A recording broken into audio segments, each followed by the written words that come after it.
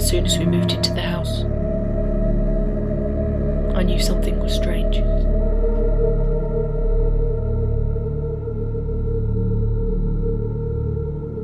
It was oddly cold, and I had the distinct feeling someone was watching me.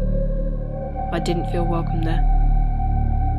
A couple of days later, strange things began to happen. The first seemed harmless enough. Strange scratching sounds in the middle of the night, despite everyone being fast asleep except me.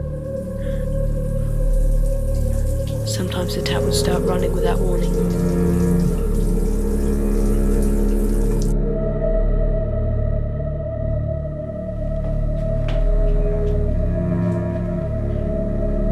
I began seeing lights outside. They would linger for hours, often until the early morning, where they would disappear with darkness.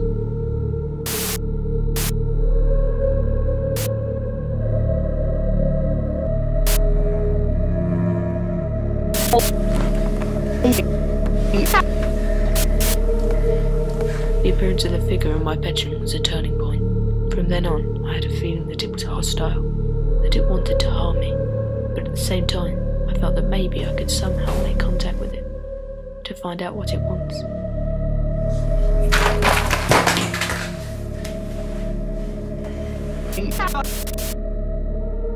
It was the first time I had seen it in daylight. I froze, unable to move. All I could look at was its icy stare.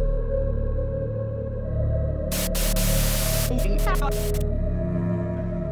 ran for miles. That feeling I had of being watched stayed with me all the way, even when I stopped running. I had this idea that leaving the house would keep it away from me. It didn't. It was still there. I could still feel it watching me.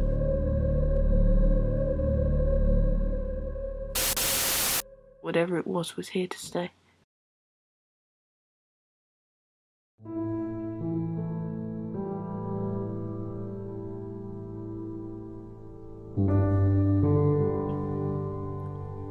I don't remember an awful lot before I woke up on that beach. All I remember was swimming in the sea, surrounded by people.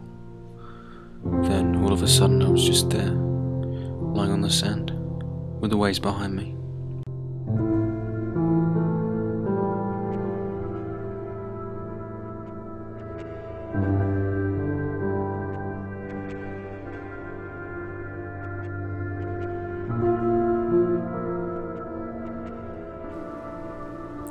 I felt different, calmer than I ever felt before. I was alone, but I didn't feel vulnerable.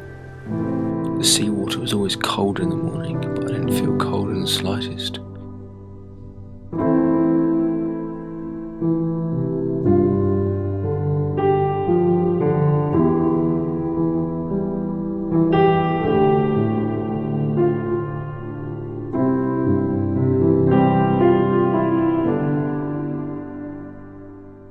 It was hard to think straight, to even remember where my house was.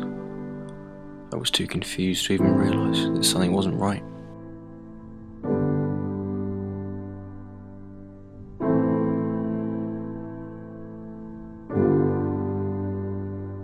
When I got home, the house was empty. Everything was gone. All my possessions, my mum, my dad, all gone. But for some reason I didn't expect them to be there in the first place.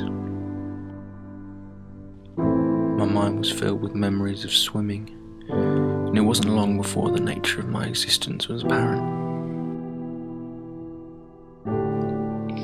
I couldn't see myself in the mirror. I never felt hungry or thirsty.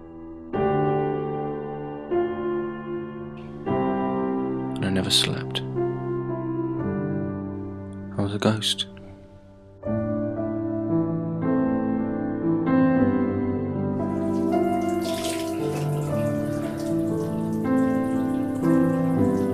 New people soon arrived at the house. They were the first people I'd seen in days, but they didn't appear to see me. My presence in the house didn't go unnoticed, however. On some occasions, the sun seemed to acknowledge my existence. I spent my nights outside. I preferred it out there. It was colder. Sometimes I'd see the sun looking at me.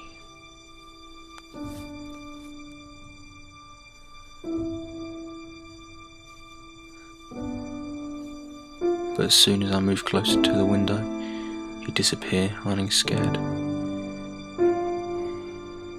The increasing lack of human contact had started to get to me, and I had it in my frustrated head that if I shouted loud enough, someone would listen.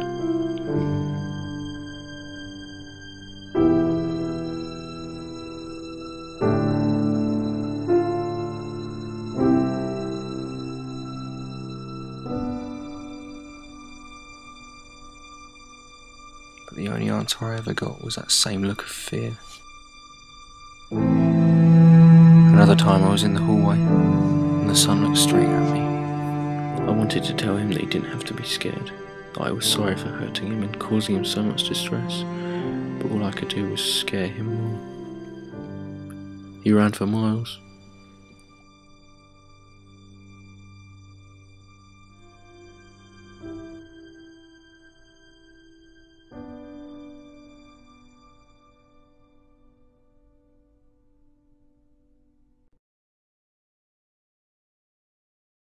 The truth was, I was better off alone, when I didn't know that a barrier between the living and the dead could be crossed.